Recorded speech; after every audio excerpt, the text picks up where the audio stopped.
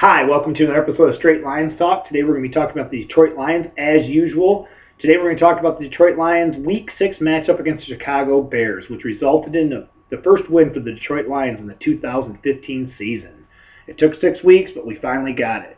We're also going to be talking about Joe Lombardi. We're going to be talking about some records the Lions broke, some good, some bad. And we're also going to be talking about the Week 7 matchup against the Minnesota Vikings this week, and some things we think need to happen for the Lions to have success, and maybe take this to another level and maybe actually take one win with another win, and that could be called a winning streak for the Detroit Lions. And that maybe will get them back on track, because at this point they're going to have to win just about every game to get into the playoffs if there's a chance at all. But hey, I'd also like to start by saying I appreciate all the followers, everyone who's joined in on the team. I really appreciate it. We've had probably 5 or 6 new followers just last week on Twitter. We picked up 1 new follower on YouTube. I'd like to have that pick up. So if you guys are watching this on YouTube, please send it to your friends, whatever your form of social media is. Please send it to them. If not, if you're at work and you're talking about stuff, please tell them it's Straight Lions Talk, STR Lions Talk YouTube channel. And if it's on Twitter, it's at Straight Lions Talk. Same address, STR Lions Talk. Okay, let's do this. Week 6, the Detroit Lions finally get their first victory. Now, we all thought this would possibly come, especially me, the first 2 weeks. I thought we'd win the first 2 against San Diego and Minnesota. Did not happen, as we all know. The Detroit Lions did win this game 37-34 in overtime against the Chicago Bears. It was an ugly performance for the Lions, especially to the end, which we'll talk about a little bit later, when Jay Cutler had 21 seconds left on the clock and was able to bring the team down for a chip field goal. At the end, a few penalties in there. We'll talk about that in a minute. The Lions won ugly. That's no doubt. We all watched the game. It was kind of an ugly win. But you know what? At this point, we'll take a win any way we can get it. And like they always say, you never apologize for a win. Some key things in that game, some things I actually liked, and I don't know if Tim Caldwell changed up a few things that he normally does. The Lions were aggressive during that game throughout the game. They were aggressive in the passing game. They were aggressive in the running game. They were aggressive on defense. They were aggressive on special teams. Every function of the football team was aggressive. And at some point, we all thought the Lions needed to do that. I mean, at what point do you stand away from maybe your principles, your ideals on the football team, and maybe you have to step outside the box? And I think the Lions did a good job of that, of stepping outside of their normal routine or maybe their normal game plan and said, hey, we need to do something here. We're 0-5. We can't keep doing the same thing. We're just going to, the end result's going to be the same. There wasn't production. There was lack of confidence throughout the team. And this was a good win coming in because Chicago was playing pretty well. They'd won 2 in a row. And I honestly thought Chicago was on a little bit of a roll. They were starting to believe in John Fox. He's a good coach. He's a good defensive coordinator. They got rid of a few guys. And it seemed like the Bears were maybe starting to believe in John Fox a little bit. And I kind of thought that the Bears were a little bit better football team than the Detroit Lions at this point. Not name-wise or talent-wise, but coaching-wise, I thought they were a better football team. And we stated that last time. I'm glad we were wrong. We thought that the Bears would win around 17-10, 24-17, something like that in a close game. It was a close game, but it actually fell the Lions' way. But, hey, you know what? Like I said, we'll take a victory wherever we can get a victory. Like I said, the Lions were aggressive in their attack this week. They were aggressive on every aspect of the football team, every phase. They really attacked, pedal to the metal. That's something we've preached on this show. We'd like to see the offense have more tempo. We'd like to see the defense blitz more and be more aggressive, because that front 4, front 7 is not like it was last year. We lost 2. We lost barely. We all know that. But we thought they'd have to create different ways to get pressure on the quarterback and contain the quarterback. And it's something they failed to do. They do it in spurts at times, and I understand you can't just all-out blitz every single time, but their aggression during this game actually showed, and I think the players responded well. One of the biggest knocks I had this year with Caldwell, and I've never been a Caldwell fan, but last year I did think he brought a sense of maturity to the team, and he brought a sense of calm that was good to harness in the out of control the team had in the years prior. But he brought a certain sense of focus to the team, which I thought was good. But the one thing that I thought maybe was too much this year, he's too just blah all the time. He's non-emotional all the time. And I think it kind of rubbed off on the players where no matter what they did, he never responded either way, whether it was good, whether it was bad. He never had a reaction to anything, and that's cool if you're winning a ton. That's awesome. Everyone thinks it's great, but I think there needs to be a happy medium, especially for a team that went from one coach who was absolutely nuts crazy all the time and acted like a lunatic at times on the sidelines, and after a victory did all the gyrations and fist pumps and everything else, and Jim Schwartz, to going to Jim Caldwell, who was completely the other way. There's no happy medium balance there. I think it was good last year in a sense where the team kind of balanced themselves out. Well, this year I think maybe the team was looking for a little guidance in that department, maybe a little energy at certain times. Now, whether that's Caldwell having his coaching staff do that to provide the energy for the team, or try to get the team up, or get the team excited about the scheme, or whatever's going on, or convincing him it's going to work. I don't know what goes on in the day-to-day in the meetings. Obviously, probably no one does, because I actually had to sit through a Jim Caldwell press conference, and it was god-awful. It was mind-numbing and something I hope I don't have to do, but I'd like to do, and that makes any sense. It's just terrible, the answers, the way he talks down to everybody and acts like he's he is annoyed to be there and thinks it's demeaning to him to have to answer the questions. But to stay on point, some of the things I liked. We had the fake field goal in a timely situation. That was key. That was a big call by Jim Caldwell. Because remember, all these things we're going to talk about, if they fail, Jim Caldwell is even worse than what we had thought prior, especially coming off the beatdown we took from the Arizona Cardinals the week before. And into this game, and at the point of the game he called that fake field goal. Great decision, great play. It's only a great play because it worked, but still, it was a great decision. It was an aggressive call. It was a decision that needed to be made. It's a decision I don't think he would have made weeks prior. Also, the passing game, throwing the ball downfield, attack, aggressive. Stafford showed tons of heart after a benching with 8 minutes to go in the third quarter, a humiliating benching. He showed aggression. He showed leadership. He was yelling at guys, yelling at refs in a controlled way. He seemed controlled the whole game until he had that one bad Matt Stafford interception where he throws that one ball that makes you question, like, man, what are you doing, dude? But also, they let him cut it loose. They let him just go hog wild with it. Whether it was Stafford saying to heck with this short passing game crap and telling these guys, like, giving them checks to go, and he was just taking the shots downfield, and whatever happened, whatever the case is, whether they devised a different passing game, whatever the circumstances were, it did work, and Stafford looked more like Matt Stafford. He looked confident, he looked accurate, his football IQ looked better, except for that one flip decision when he flipped the ball to Theo Riddick, and it was intercepted on a bad flip from Stafford, which is totally Matt Stafford's fault. And these are the things we'd like to see Matt Stafford clean up. Some streaks that were broke during this win for the Lions. The Lions ended an 8-game losing streak, counting last season's playoff loss to the Dallas Cowboys. They lost 8 games in a row up to that point. Something people kind of forget. They look at the 0-5, but we had lost our previous 2 games last year and the playoff game, which made it 8 games coming into the Chicago game. Also, the Lions rushed for 155 yards yesterday, which was the most by the Detroit Lions rushing since the Thanksgiving game of 2013, which they rushed for 243 yards against Green Bay. So another record broken by the Lions, a streak, I should say, not a record, a streak broken by the Lions where the Lions actually rushed for over 150 yards for the first time in 2 years.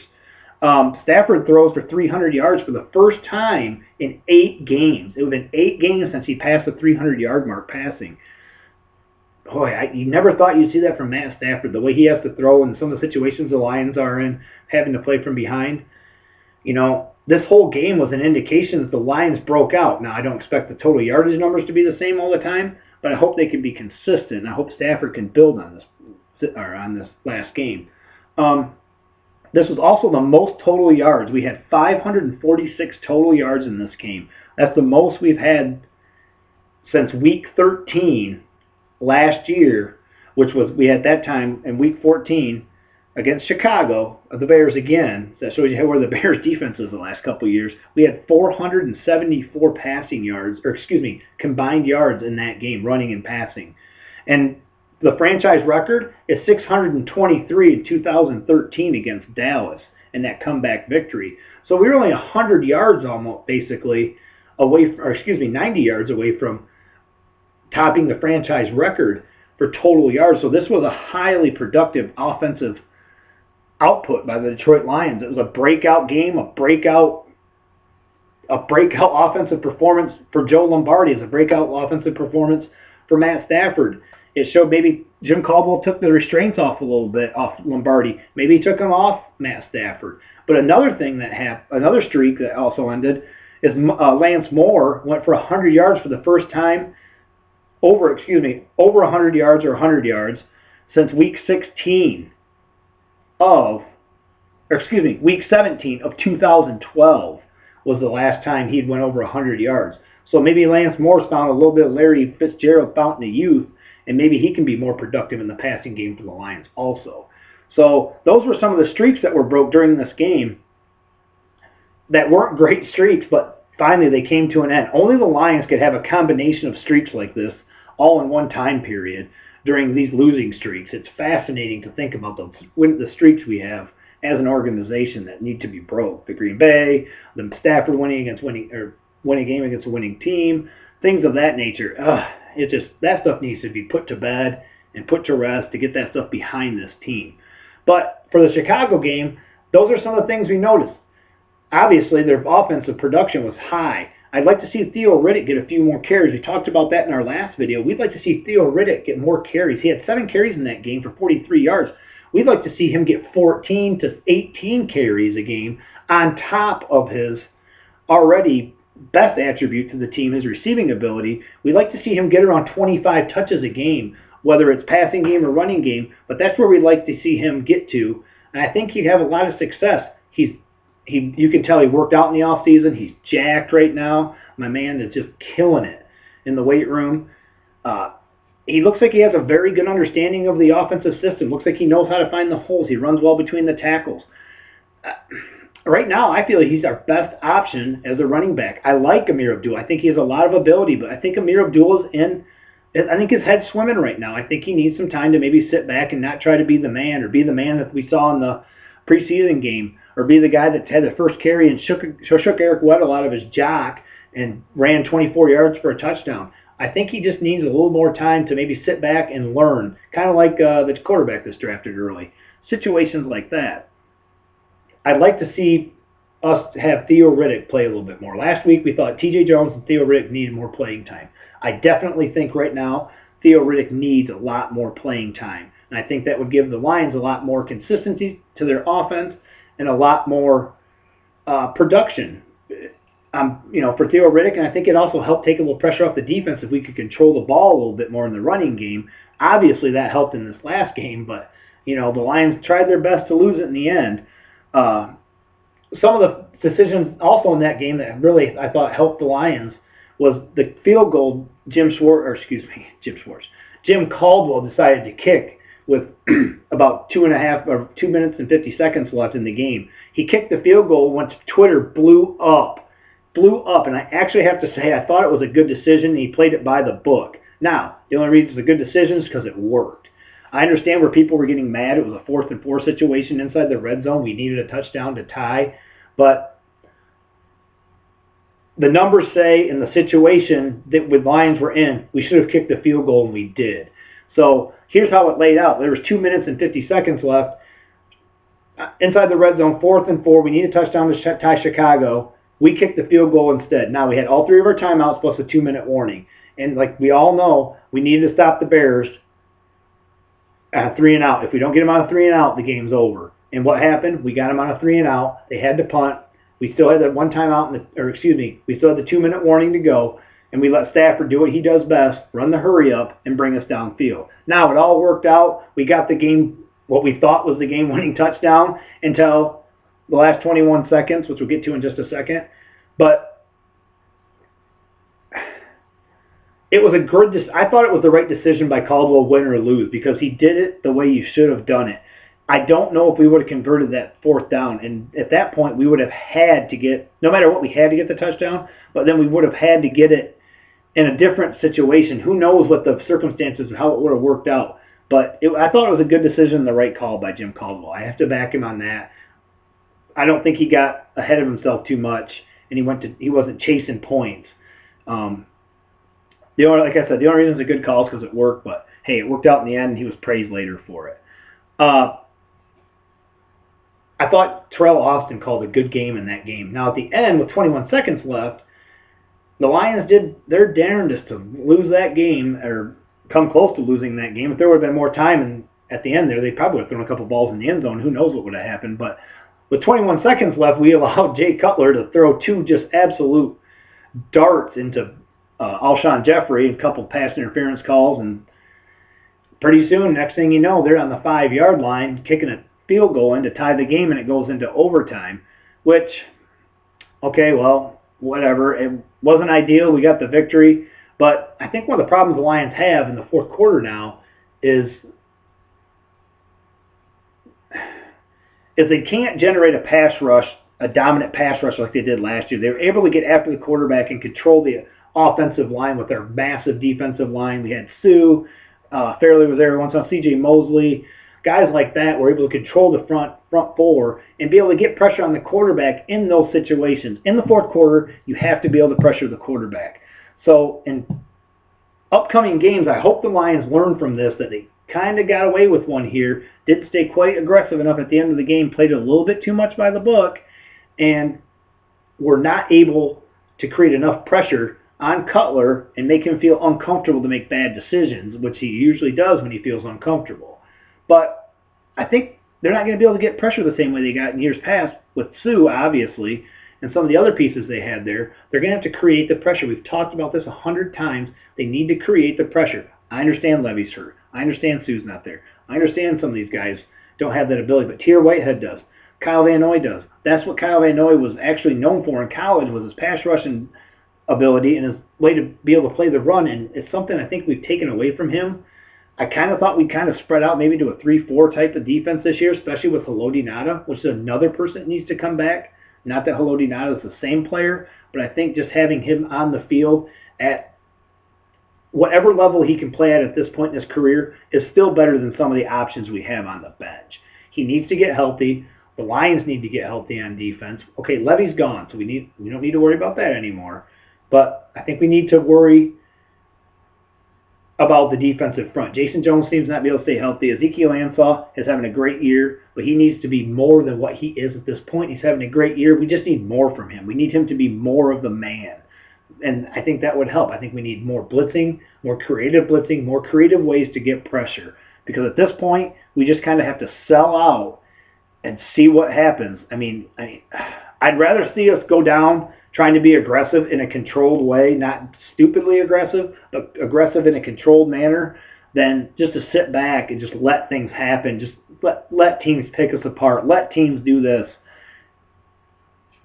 I think this season's a little bit of a humble pie for Caldwell. Maybe he's going to have to step outside of his comfort zone here and do some things he doesn't like. Like one of the things that we barked on Twitter, we barked on this show, that we wanted Joe Lombardi in the box. And what happened? Joe Lombardi went up to the box last week, and look at the offensive output. We've already read these numbers, but hey, let's read them again. 546 yards of total offense. Matt Stafford throws for 400 yards, 4 touchdowns, 1 stupid pick. Calvin Johnson goes for 166 yards, catches a game-winning touchdown.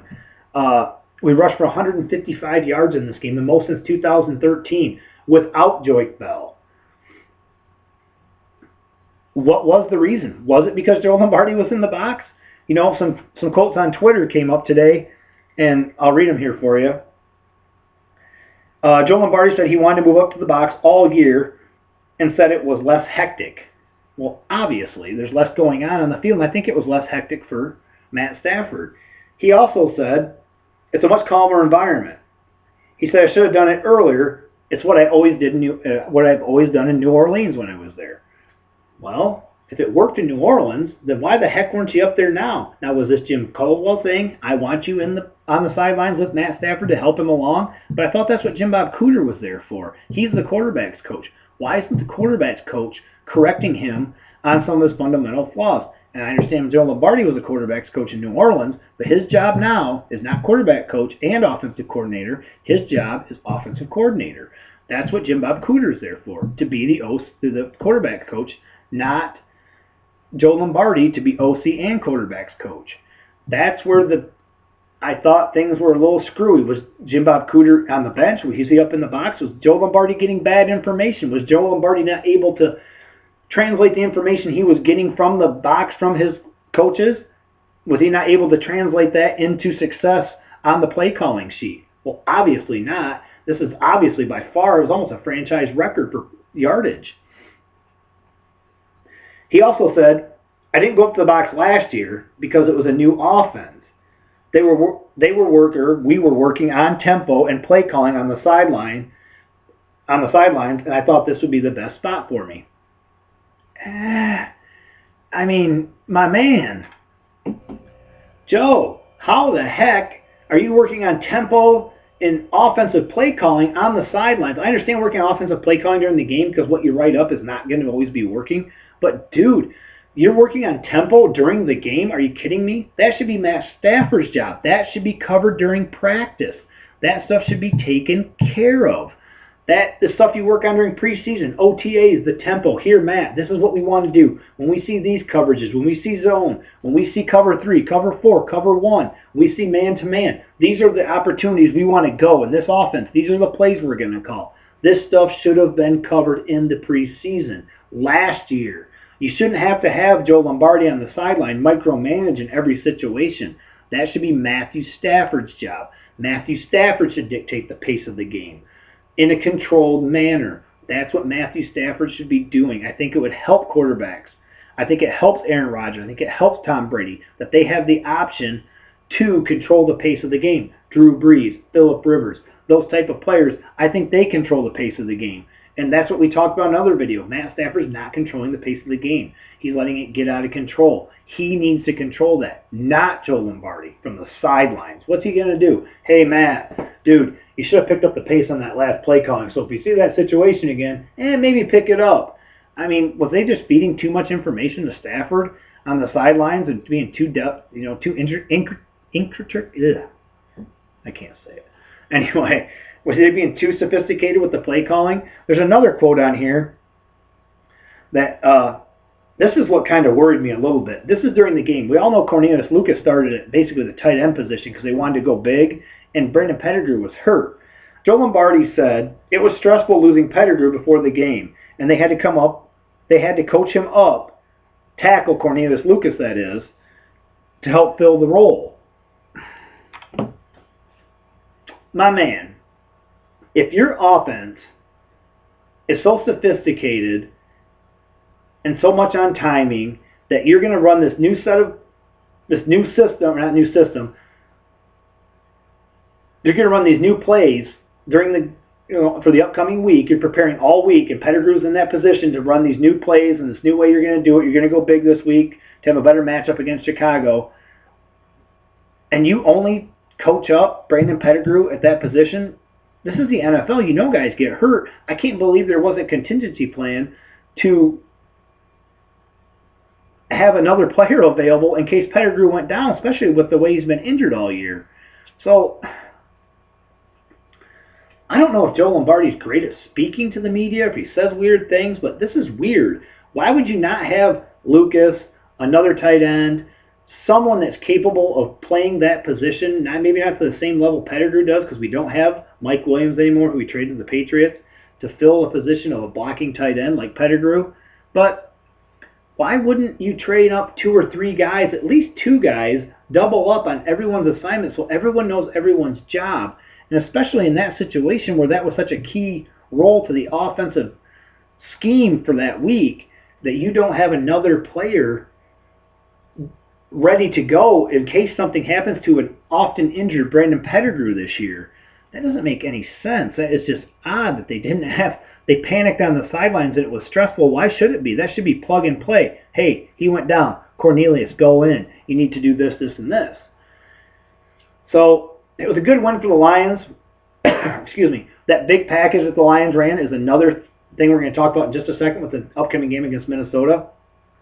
But you know, it was a good victory for the Lions, and I hope they can duplicate that again against Minnesota. The good news about Detroit is we're 1-1 in the division. We've lost our other 4 games against non-divisional opponents. Now, Minnesota actually just wiped us last time. Just killed us. They out-physicaled us. They out-coached us. They out-everythinged us. Out-play schemed us. Out-everything. They were the better team by far. They dominated us. Another interesting fact coming into the Minnesota game is Adrian Peterson, since 2007, has had 8 100-yard games against the Lions. Holy crap. That's half the games. And mind you, he didn't play in them last year. He was out with his problem. And I don't know how many other games he actually didn't play in because he was injured because he had the knee injury the other year. So, holy cow, since 2007, if he missed 4 of those games, which I didn't look, but I'm pretty sure he missed 4 of those games. I don't think he played the Lions last year. Holy cow. So you're telling me in 12 games he's had 8 100-yard games? Oh, that is a ton, man. And that's one of the issues. We have to control the run. It's just a key. That is something that's just been killing us this year. We don't have the same dominant run defense as we did where we make a team one-dimensional. But controlling Adrian Peterson is going to be a big part of this game against Minnesota. Now, I hope the Lions can build on it. Like I said, we're 1-1 in the division. This would be great if we could go 2-1 in the division.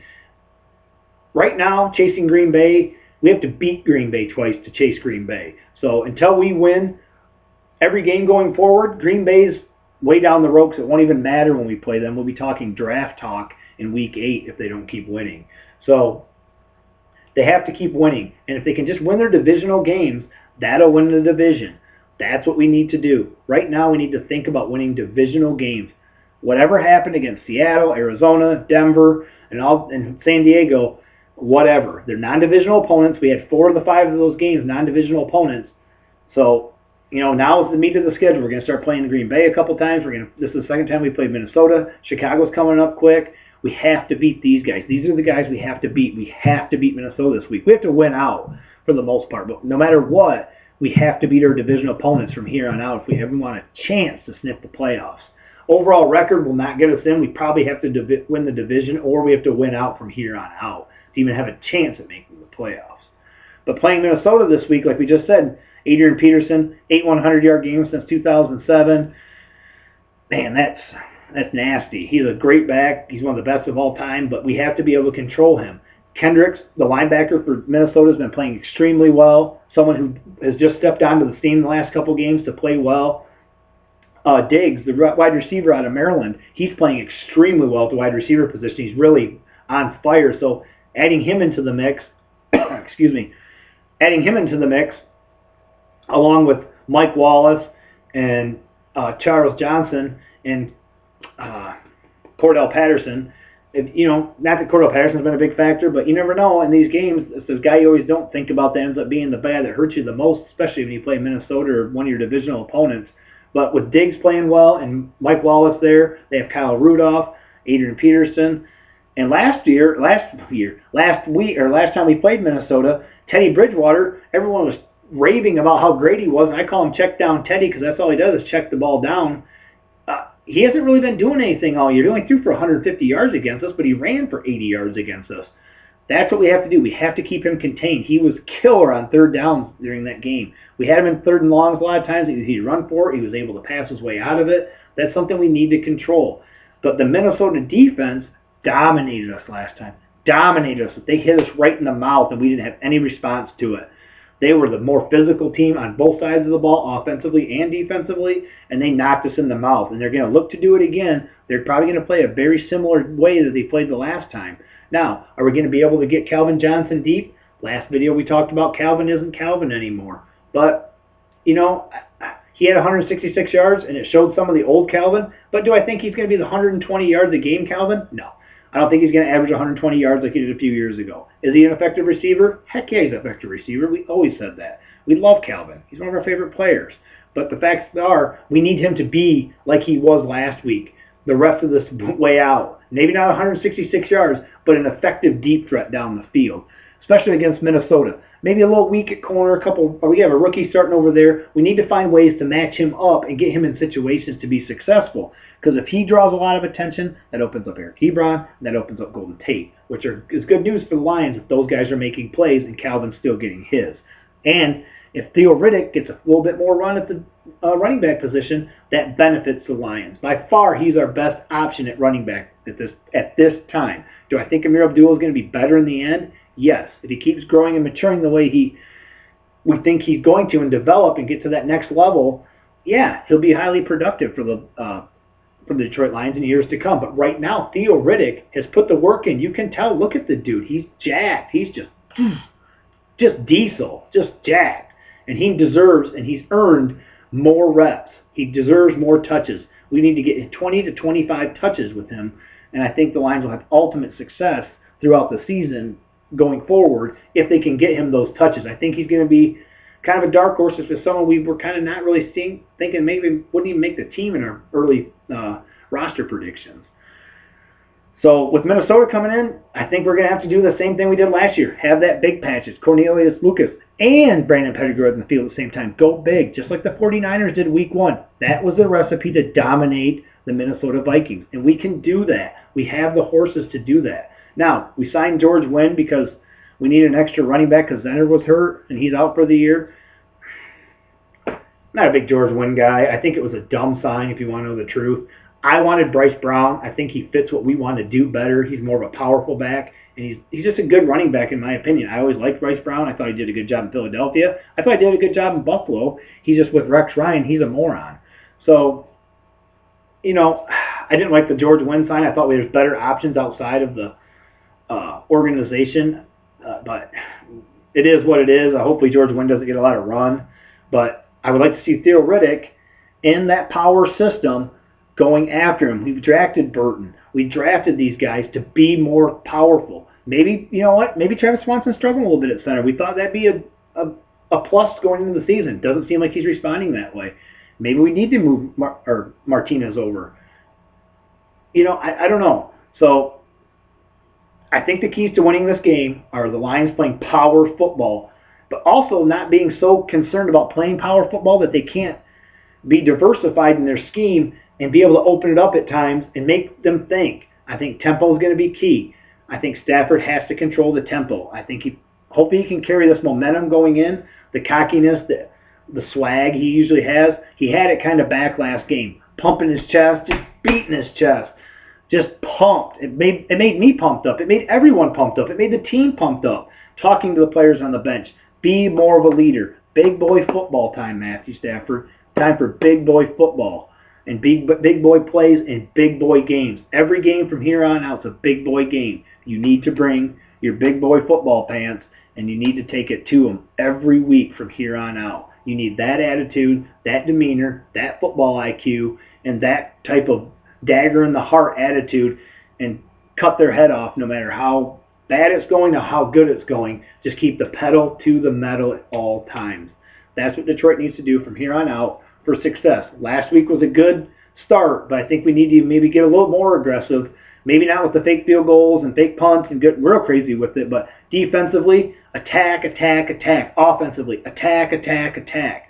That's where we need to go. I think if we do that, we'll have optimum success. But it's all going to start by us winning our division. We have to win our division. That's where it's going to start. We're 1-1 right now. We need to keep winning divisional games. That means beating Green Bay twice, which that's a tall order. And we have to go into Chicago. That's going to be a tall order. They seem to be getting better. This isn't going to be easy. It's an uphill climb. The Lions have dug themselves a hole, and they need to find a way out of it. And the only way they're going to be able to do that is just to keep stringing wins along. It's going to be a tough road going forward, but you know what? This is how they write 30-30 shows, and this is how you get on the football life. You know, would you like to see the Lions, 2015 Lions, 11 in a row, onto the playoffs? But we don't know if they're going to get there on that. We don't know if they're going to make a show about that. But if they do, we'll talk about it on this show. So I'll see you guys next week. Hopefully it's a victory for the Lions. I'm going to go ahead and predict, and every time I predict they're going to win, they lose. So maybe I should predict they lose, you know, like 17-10, maybe something like that, and they'll end up winning. But we're going to go ahead and predict the Lions a victory. I think they're more mature right now. I think they're playing with more confidence. And with Joe Lombardi up in the box, I only think it's going to help the Lions. So with that said, I'll see you guys next week, same time, Thursday. I'll see you guys. You guys have a great week. Go Lions.